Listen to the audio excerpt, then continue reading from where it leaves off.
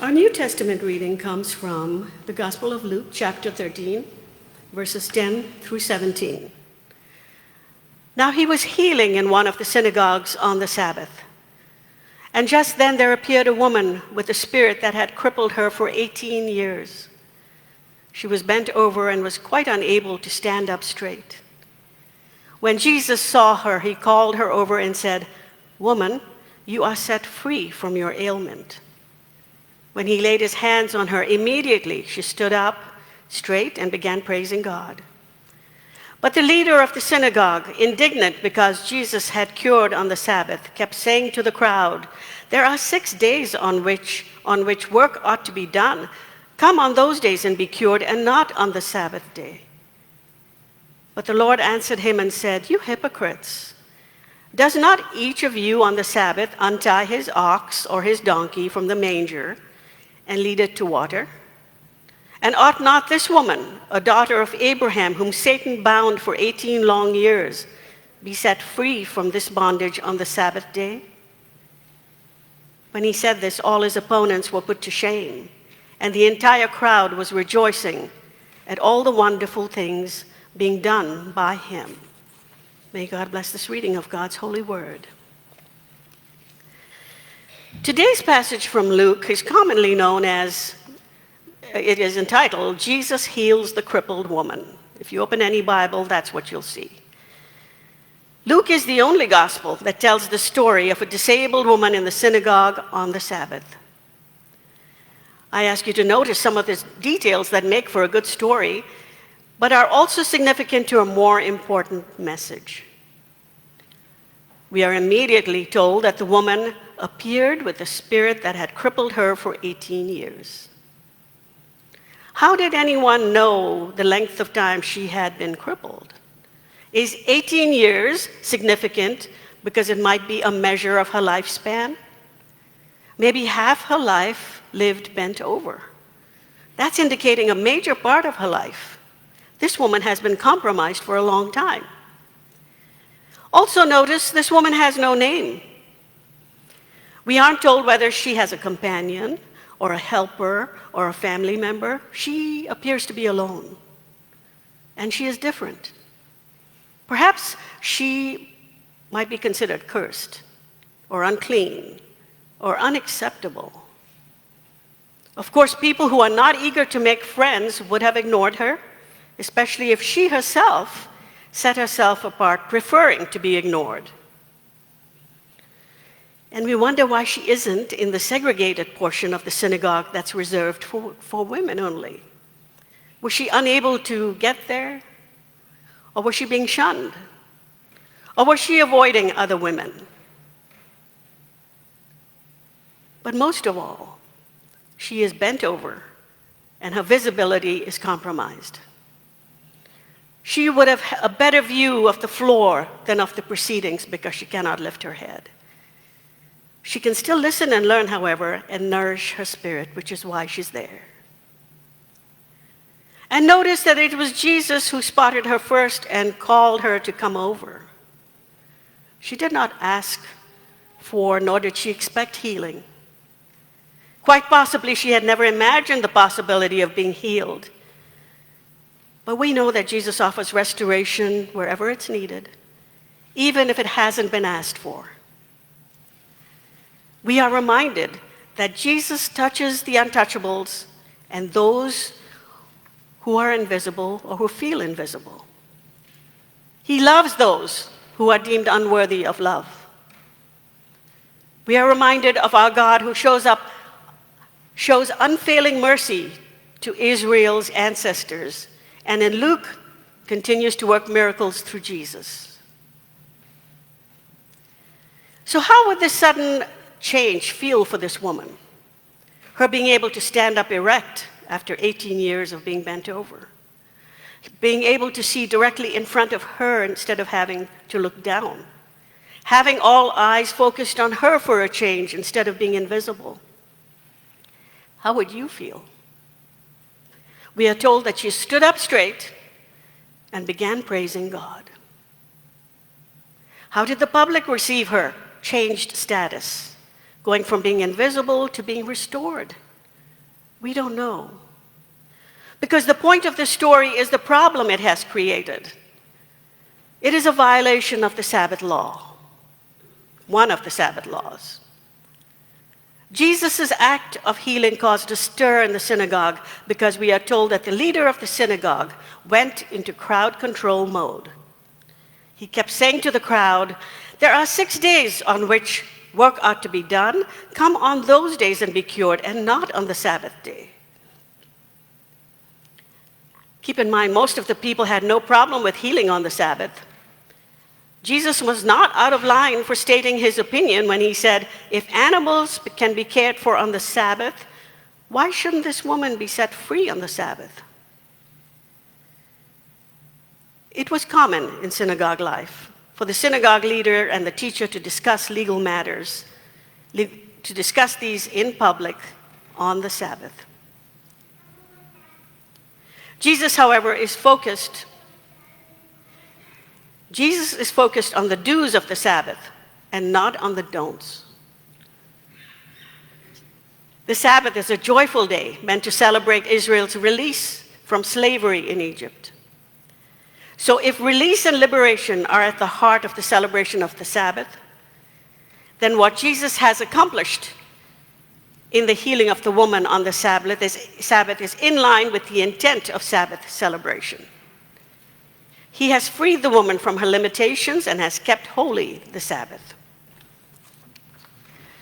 And he has also liberated the people witnessing this exchange from their narrow interpretation of the Sabbath law. While the synagogue leader is correct in upholding his understanding of the law, he is now made aware of a more compassionate interpretation. Consider this. How have we widened our perspective on matters of our Sunday worship? If Sunday is our Sabbath,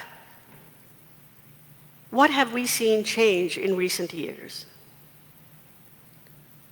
Hasn't the pandemic given us reason to reimagine the ways we celebrate our holy day?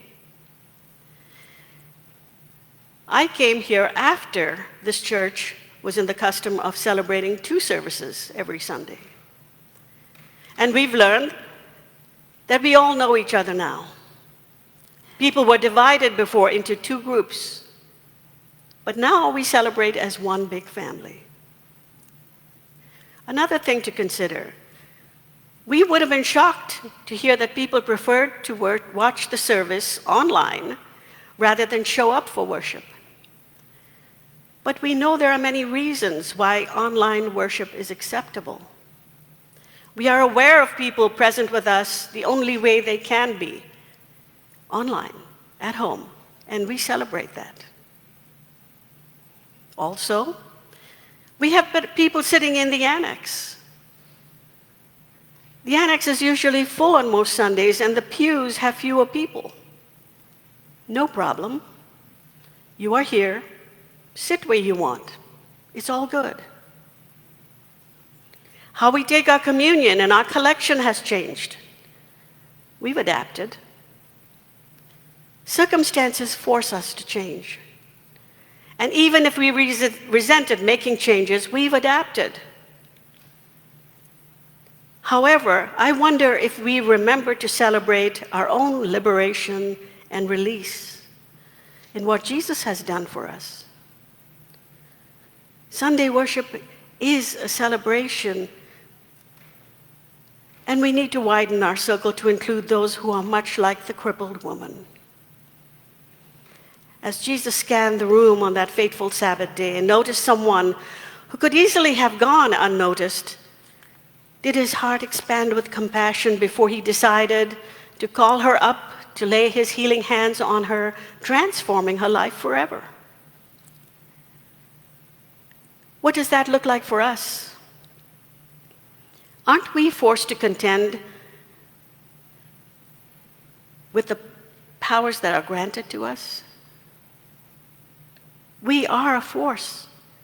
Doesn't Christ patiently and consistently teach us how to transform lives through compassion?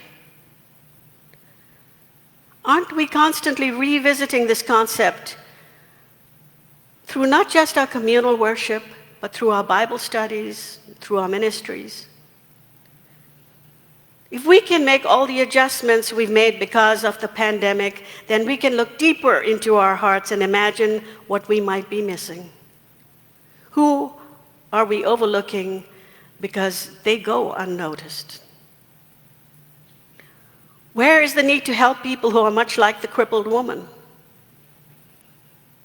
Who do we notice as being ostracized from society? Who is unable to participate? Who is compromised and limited? Who have we learned to overlook out of habit? Are we looking deeply with compassionate hearts? There's a temptation to participate in ministries that have a self-serving aspect to them. We might want to be recognized for our work by the public. We confuse evangelism with publicity. The question that must be answered is our Sunday worship a celebration because of the continuing act of liberation that we are engaged in?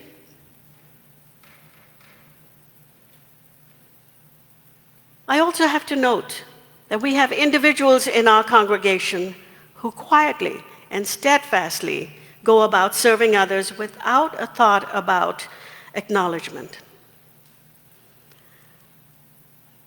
The service that they provide to those they tend to is more important. Metaphorically, they are helping the crippled woman stand up more erect so she can see properly and participate in life to a greater extent. Jesus introduced a wider perspective to the understanding of Sabbath. By interpreting the law from a new perspective, he in effect liberated the Sabbath from being too constricting. Do you remember the way Sabbath was celebrated in the past? It was a day reserved for church and family and rest. It was very simple. Commerce took a break, and life in general slowed down for a day. At a previous church, I suggested that we take one Sunday a year to celebrate what we would call Throwback Sunday. I think every pastor thinks about that and plans to do it. And on this Throwback Sunday, ladies would wear dress, probably with pantyhose, hats and heels. Do you remember? Men would wear their suits with ties and would come to church carrying their Bibles. We would have no ceiling fans or air conditioning. We would simply fan ourselves with whatever we had that would circulate air. We would do this and make a noise, okay? We had a lot of fun thinking about how things used to be and how things have changed. Oh, and one more thing, the sermon would go on for an hour. How would you like that?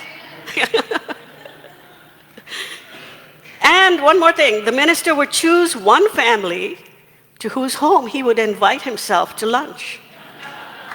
Unannounced. Because remember, restaurants were closed on Sunday. How would you like to do a Throwback Sunday? I don't think we'd be comfortable with it. Just thinking of the pantyhose women would have to wear. Of course, this church never did it. We were grateful for where we are, the here and now. It didn't seem like much fun when we really filled in further details, which means we have widened our perspective on what Sabbath celebration should look like, haven't we? But the ultimate question that we have to get back to is what gives us reason to celebrate? What liberating work have we participated in that's worth celebrating? What lies in our hearts that bursts forth now and then to bring life to someone or some situation that spells compromise? What did the crippled woman bring to the table? She changed the understanding of what the Sabbath was about. The Sabbath law regarding work became less rigid. There was a newer, gentler understanding of the law. When we begin to look around us with compassion and settle our sights on a genuine need, we will remember what Jesus did for someone who couldn't even see him. And we remember the way he was changed and the change that he introduced to his community. So let's scan our world quietly with caring hearts and allow God to connect us with the need that will change us and our world for the sake of glorifying God. Will you please join me in a closing prayer? Holy God, let our eyes see and our hearts feel the presence of those who might have become invisible to us. Let our Sabbath celebration be an authentic expression of gladness for our liberation and the liberation we offer to those who are bound and constricted. As we carry Jesus in our hearts, remind us that we are also filled with his compassion. Amen.